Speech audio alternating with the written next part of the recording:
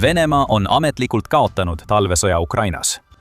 Periood, mil Venemaa pidi oma kaugmaa rakettidega Ukraina energiataristut rünnates saavutama edu maismaal, muutus hoopis veresaunaks Putini vägedele. Tuhanded räsitud Vene sõdurite kehad lebavad nüüd Ukraina põldudel ja teedel.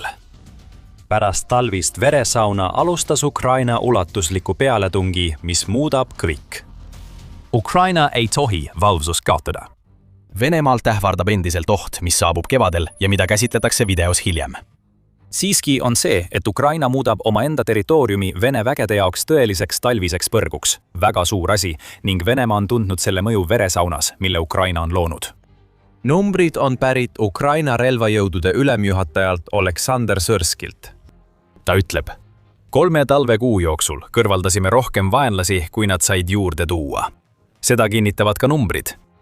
Detsembrist 2025 kuni veebruari 2026 lõpuni on Venemaa kaotanud 92 850 hukkunud või haavatud sõdurit. See tähendab keskmiselt 1031 sõdurit päevas, ütleb Sõrski. Ja see on peamine põhjus, miks Venemaal ei ole talvel õnnestunud saavutada märkimisväärset edu ning miks Ukraina on teinud nii suuri edusamme ajal, mil Venemaa arvas, et loob aluse edukaks 2026. aasta kampaaniaks. Venemaa kaotas talvesõjas rohkem kui ainult sõdureid.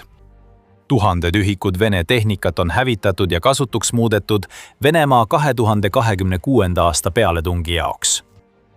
3 talvekuuga on kaotatud 322 tanki, mis tähendab Venemaa piiratud mehhaniseeritud rünnakutega kaotatakse üle 100 tanki kuus. See pole ideaalne riigile, mis toodab ja taastab aastas umbes 400 tanki, sealhulgas renoveeritud T-80 ja umbes 250 uut T-90. Lisaks tankidele kaotas Venemaa talvel 430 soomusmasinat, 110 mitmikraketiheitjat ja 2967 suurtükki. Ukraina hävitas 55 Venemaa õhutõrjesüsteemi, avades turvalisemad õhukoridorid drooni- ja raketirünnakuteks Venemaal ja okupeeritud aladel. Ukraina tulistas alla 5 Vene lennukit ja 1 helikopteri. Venemaa kaotas Ukrainas 65 269 operatsiooniks olulist drooni. See jätkub. Ukraina hävitas talvel ka 65 ühikut täpsustamata eritehnikat. Venemaa kaotas sõidukite rindel rohkem kui Ukraina hävitatud tankid ja soomukid. Veel 11 927 sõidukit on Venemaa sõjaväest igaveseks kadunud. Need on mootorrattad, veoautod ja muud transpordivahendid, millele Venemaa toetub vägede liigutamisel pärast seda, kui Putini sõda on tankide ja soomukite varusid oluliselt vähendanud. Ah ja, Ukraina. Riik, kellel peaaegu pole mereväge, oli talvel samuti veest õhus. See hävitas 1 laeva ja 1 allveelaeva, lammutades veelgi Musta mere laevastikku, mis on juba sunnitud oma endisest baasist nii kaugele taanduma, et tal pole Mustal merel enam peaaegu mingit kohalolekut. Miski pole läinud Venemaa plaanide järgi. Atlandi nõukogu 26. veebruari teatel on Venemaal konkreetne strateegia 2025. aasta talveks ja 2026. aasta alguseks. Järjepidevad raketi- ja droonirünnakud jätsid Ukraina tsiviilelanikud külma ja pimedusse, kuna elektri- ja küttetaristu hävis. Venemaa tahtis jätta Ukraina külma kätte ja sundida juhtkonda alla andma, tekitades tsiviilelanikele nii suure koorma, et muud võimalust ei jääks. Nõukogu sõnul pidi Ukrainast saama elamiskõlbmatu riik, mida poleks enam mõtet kaitsta, sest Venemaa oleks lammutanud kõik, mis tegi Ukraina suveräänseks. Eesmärk on võtta Ukrainalt kaitsevõime ja hävitada elutingimused, mis võimaldaksid minimaalset elatustaset säilitada. Kremli ametnikud loodavad, et see murrab ukrainlaste moraali ja võimaldab Putinil rahutingimusi dikteerida, teatab Atlantic Council. Venemaa talvesõja strateegia on läbi kukkunud. Kevade lähenedes saab Ukraina kasutada eesootavaid soojemaid, kuid oma purustatud energiataristu ja tööstusvõimsuse taastamiseks. Mis puudutab Venemaad, siis keskendumine Ukraina sõjast kõrvaldamisele selle rahva ja riigi terroriseerimise kaudu on selgelt viinud selleni, et Kreml on oma sõjalisest tegevusest kõrvale vaadanud. Üle 90 000 Vene sõduri on vaid 3 kuu jooksul lahingutes hukkunud või haavata saanud. Venemaa kaotas 10-aastases Afganistani sõjas aastatel 1979–1989 vaid kuuendiku sellest arvust. Tubli töö, Putin! Sul on nüüd armee, mis on veelgi ebaefektiivsem kui see, mis Nõukogude Liidul Afganistanis läbi kukkus. Kindral Talve lahkumine Ukrainast ei tähenda, et Venemaal kevadel olukord paraneks. Putin peab tegelema Ukraina vasturünnakuga, mida analüüsime juba üsna pea. Isegi kui Ukrainasse saabub soojem ilm, kaotab Venemaa jätkuvalt katastroofilisel hulgal sõdureid. New Voice of Ukraine teatas, et ainuüksi 1. ja 2. märtsil kaotas Venemaa 960 sõdurit, teatas Ukraina armee peastaap. See on pisut alla talvise keskmise, 1031 sõdurit päevas, kuid umbes 1000 sõdurit päevas, mis näitab, et talvine veresaun jätkub kevadise tapatalguna. Putin võib arvata, et suured sõdurikaotused pole Ukraina sissetungi juures midagi uut. Kui Venemaa suudab territooriumi vallutada, on talvine veresaun tema jaoks õigustatud. Vabandust, Putin, kuid see on Venemaale veelgi suurem probleem. Venemaa ei valluta piisavalt territooriumi kaotuste õigustamiseks ja kaotab okupeeritud alasid nii kiiresti, et Ukraina edestab teda hõivatud alade poolest. Varsti jõuame pöördepunktini. Vaatame Venemaa territooriumi hõivamist detsembris, jaanuaris ja veebruaris, kui 3 kuuga oli 92 850 kaotust ehk 30 860 kaotust kuus. Detsembris vallutas Venemaa Ukraina uudiste andmetel 445 ruutkilomeetrit ehk 171,8 ruutmiili Ukraina territooriumi. Iga ruutmiili kohta kaotati peaaegu 171 sõdurit. Jaanuari ja veebruari kohta on raske kinnitatud andmeid saada. Kuid Sõjauuringute Instituudi ehk ISV hinnangu kohaselt suutis Venemaa 1. jaanuarist kuni 19. veebruarini vallutada vaid 572 ruutkilomeetrit ehk 220,85 ruutmiili. See teeb 4,4 ruutmiili päevas, nii et kui Venemaa jätkaks veebruaris samas tempos, vallutaks ta veel 39,7 ruutmiili Ukrainast. Kokku liites saame 260,6 ruutmiili ja 61 720 kaotust, mis teeb 237 kaotust iga ruutmiili kohta. Venemaa aeglustas talvel edenemist ja kaotas Ukraina iga vallutatud ruutmiili kohta rohkem sõdureid. See oleks piisav põhjus kuulutada talvesõda Ukraina võiduks, sest Vene haledad edusammud ei anna Putinile suurt eelist kevad- ja suverünnakuteks, millest räägime video lõpus. Kuid samal ajal, kui Venemaa pingutas nende väikeste edusammude nimel, tegi Ukraina midagi, mida Putin kunagi ei oodanud. Veebruari lõpus alustasid Ukraina õhudessantväed koos drooniüksuste ja rünnakrühmadega otsingu- ja hävitusoperatsioone hallides tsoonides ja okupeeritud aladel Lõuna- ja Kagu-Ukrainas. Suur pealetung Oleksandrivski suunal toimus ja kestab siiani, kuid näeme, kuidas Ukraina saavutab märkimisväärseid edusamme Venemaa vastu Zaporižžja suunas ning aeglaselt, kuid kindlalt ka Krimmi suunas. Selle pealetungi eesmärk oli Vene üksuste täielik hävitamine. Tõenäoliselt väiksemad sissetungivate sõdurite rühmad, kes hoidsid hõivatud aladel nõrka jalgealust, et võimandada Ukrainal tugevdada oma kaitset Zaporižžjas ja Dnipropetrovskis. Venemaa kaotas juurdepääsu Starlinkile, mida kasutas droonioperatsioonideks ja suhtlemiseks rindel, aidates Ukrainal veebruaris muuta Venemaa talvesõja veelgi alandavamaks Putinile. Kuidas? Vastame kohe küsimusele, kuid enne seda vaatate saadet The Military Show, kus toome kogu pildi, mitte ainult pealkirjad. Vajutage telli, et olla sündmustest ees. 20. veebruariks oli Ukraina vabastanud Venemaalt 300 ruutkilomeetrit ehk umbes 115 ruutmiili territooriumi. Selle käigus võttis Ukraina tagasi 8 asulat, mida saab nüüd kasutada nii kindlustatud kaitsesõlmedena kui ka platvormidena edasisteks rünnakuteks lõuna suunas. Ja just selle viimast ongi Ukraina teinud. 22. veebruariks oli talvine vasturünnak Ukraina lõunaosas toonud rohkem tulemusi. Särski teatas, et Ukraina kontrollis 400 ruutkilomeetrit vabastatud territooriumi, sealhulgas alasid, mis vallutati tagasi jaanuari lõpus. See tähendab Venemaa jaoks 2 asja, millest teise võivad tähelepanelikumad vaatajad juba arvude põhjal aimata. Venemaa talvine pealetung Ukrainasse on muutunud Ukraina vasturünnakuks, kuigi Venemaa saadab üha rohkem oma sõdureid hakklihamasinasse. Venemaa ei suuda Ukraina kaitset murda ja peab pealt vaatama, kuidas Ukraina seda lõunaosas teeb. Teiseks, ja mis veelgi olulisem, talvine pööre on nii ulatuslik, et see tähendab, et esimest korda pärast 2024 aasta augustit, kui Ukraina alustas vastupealetungi Kurskile, vabastab Ukraina rohkem territooriumi, kui Venemaa suudab vallutada.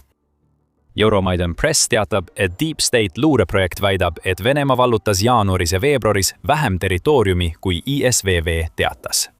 Deep State'i andmetel vallutas Venemaa jaanuaris 245 ruutkilomeetrit ehk 94,5 ruutmiili Ukrainast ning sellele järgnes veebruaris vaid 126 ruutkilomeetrit ehk 48,6 ruutmiili.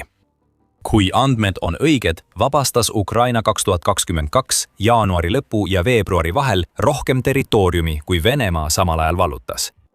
Halb talv on Putini jaoks muutunud katastroofiks. Venemaa parim võimalus olnuks mõnekuine paigalseis väikeste edusammudega. Venemaa peab tegelema sellega, et Ukraina on lõunas edukalt vastu tulnud ja vallutanud üle 3 korra rohkem territooriumi, kui Putini kurnatud ja surevad väed suudavad hõivata. Veresaun oli asjata. Tasakaal Ukraina sõjas on muutunud Ukraina kasuks. Taras Šmut, kes on Comeback Alive'i fondi juht ning ka Ukraina järelevalvenõukogu liige. Kaitsehanke agentuuri esindaja ütles 1. märtsi Facebooki postituses, et Venemaa kaotas talvekampaania ning meie võitsime.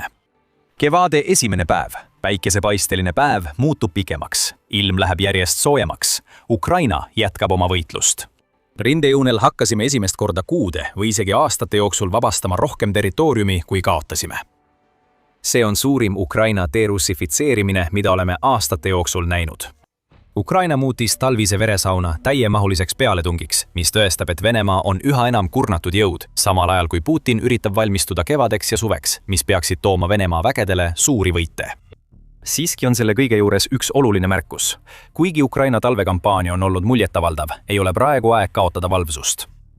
Nagu me oleme juba mitu korda maininud, on Venemaal suured plaanid ülejäänud 2026. aastaks. Kuigi varsti kuulete neist suurtest küsimärkidest, mis nende plaanide kohal ripuvad, pärast seda, kui Ukraina talvesõdalased on 3 kuuga nii palju saavutanud. Zelenski on rõhutanud, et plaanid algasid suurenenud Vene raketi- ja droonirünnakutega, mida Ukraina talvel koges. Kui Venemaa väed alistusid või hukkusid lahinguväljal, jätkas Venemaa õhurünnakuid Ukraina linnade ja energiataristu vastu. Zelenski sõnul tulistas Venemaa 3 talvekuu jooksul Ukraina pihta 738 raketti, 14 670 juhitavat lennukipommi ja ligi 19 000 drooni. Venemaa üks suurimaid üksikrünnakuid toimus 6. detsembril. Kasutati 700 õhusihtmärki ja üle 50 raketi. See oli osa varem mainitud terrorikampaaniast. Venemaa ainus päästerõngas sõja kevadesse jõudes on võimalus jätkata Ukraina pommitamist kaugelt, isegi kui tema maaväed taanduvad või hukkuvad. Need raketid ja droonid ei aita Venemaa armeed eriti enne plaanitud maismaarünnakut. ISW ja TVP World on plaanitud pealetungist teatanud. Deep State'i andmetel plaanib Venemaa suurt pealetungi Ukraina idaossa üle 100 000 sõduriga. See on palju vähem kui 170 000 sõdurit, kelle Venemaa saatis Pokrovski vallutamiseks 2025. aasta suvel ja 2026. alguses. Kuidas Venemaa loodab vallutada veelgi kindlustatuma Donetski kindlusvööndi 70 000 sõduri võrra väiksema jõuga kui Pokrovsk, jääb igaühe arvata. Siiski on 100 000 sõdurit idas rohkem kui enamikul Euroopa aktiivsetest armeedest. ISW teatas, et Venemaa korraldab Ida-Ukrainas suurtükirünnakuid, valmistudes pealetungiks Donetski suunas. Venemaa plaanib liikuda Zaporižjasse ja Dnipropetrovskisse 2026. aasta kevadel ja suvel, nagu varem mainitud. See, et Ukraina vabastab praegu lõunas territooriumi, võib olla ettevalmistus Venemaa pealetungi teiseks etapiks. Ukraina plaan võib sundida Venemaad kulutama rohkem reserve lõunaasulate tagasivõtmiseks. Eeldades, et see on üldse võimalik Putini vägede jaoks, mis ainult veelgi nõrgestab juba niigi väiksemat jõudu Donetskis, võrreldes sellega, mida nägime Venemaad kogumas 2025. aasta suveks, võib Venemaa olla muutunud isegi ambitsioonikamaks, kui see kõik viitab. Zelenski sõnul on Venemaa plaanid kuni 2027. aastani Ukraina kätte sattunud, mistõttu teab ta täpselt Venemaa kavatsusi. Mõistame, et need suunad on jätkuvalt olulised. Idaosa okupeerimine, nimelt Donetski ja Luhanski piirkonnad. Nad tahavad kahtlemata jätkata Zaporižžja piirkonna suunas ja samuti Dnipro suunas. See on nende jaoks raske, kuid nad vaatavad ka Odessa piirkonna poole, ütles Zelenskõi 2. märtsil. On tore, et Venemaal on sellised plaanid, kuid Zelenskõi sõnul ja Venemaa talvise läbikukkumise tõttu pole Venemaal võimalusi neid ellu viia. Me näeme neid suundi, kuid need kaardid pole tegelikkusega seotud, sest nad ei suuda ülesandeid täita, lisas Zelenskõi. Timesi andmetel värbab Venemaa Putini sõjaks ametlikult vähem vabatahtlikke, kui lahinguväljal kaotab. Väljaanne viitab lääne ametnike andmetele, mis on Venemaa jaoks isegi hullemad kui Sõrski omad. Ametnikud väidavad, et Venemaa kaotas novembrist jaanuarini kuus keskmiselt 40 000 sõdurit, mistõttu jäi värbamisel talvel puudu tuhandeid mehi. See on näide Vene suutmatust. Kui Venemaa ei suuda piisavalt vabatahtlikke sõdureid värvata, peab ta kasutama reservi. Need reservid pidid valmistuma kevad- ja suve pealetungiks, aga nüüd saadetakse nad Ukrainasse, kus nad tõenäoliselt hukkuvad. Seda Putin ei soovi. Venemaa on talvel kaotanud nii sõdureid, kes ei pidanud Ukrainas olema, kui ka territooriumi, millele lootis Zaporižžja ja Dnipropetrovski rünnakutel. Nagu varem öeldud, on Venemaa mitmel moel jõuetu. Kui Putin püüab lahendada tõsiseid tööjõuprobleeme, peab ta samal ajal toime tulema madalate naftahindade ja sanktsioonidest tingitud piirangutega Venemaa ressurssidele, mis kõik põhjustavad Venemaa majandusele suuri kahjusid. The Economist teatas 16. veebruaril, et majandus on surmatsoonis, sest Venemaa eksporditulud vähenevad ja eelarve puudujääk kasvab. Mida tähendab see Kremlile, kes on sõjas toetanud tööjõu ülekaalu suurte maksetega vabatahtlikele sõduritele Ukrainas? See ei saa olla hea. Kui raha otsa saab, jäävad Venemaale ainult tema reservid, mida juba praegu kasutatakse ja mis on suure osa talvest Ukrainas hukkunud. Seda kõike arvestades on Venemaa veresaunal talvel tohutud tagajärjed. Ukraina vabastab rekordiliselt palju territooriumi. Venemaa kaotab sõdureid ja varustust nii kiiresti, et kevad- ja suverünnakute plaanid paistavad juba nurjunud. Ukraina teab nüüd Venemaa plaane kuni 2027. aasta lõpuni. Ja võite olla kindel, et kõik, mida Ukraina edaspidi teeb, on mõeldud Putini juba kõikuma löönud plaanide nurjamiseks. Venemaal tuleb veel Stalinki probleem lahendada. See on olnud oluline Ukraina talverünnakute võimaldamisel. Kui soovite teada Starlinki sulgemise ja selle mõju kohta üle 700 000 Ukrainas võitlevale venelasele, vaadake meie videot. Kui video meeldis, tellige The Military Show kanal, et olla kursis Ukraina sõja arengutega. Aitäh vaatamast!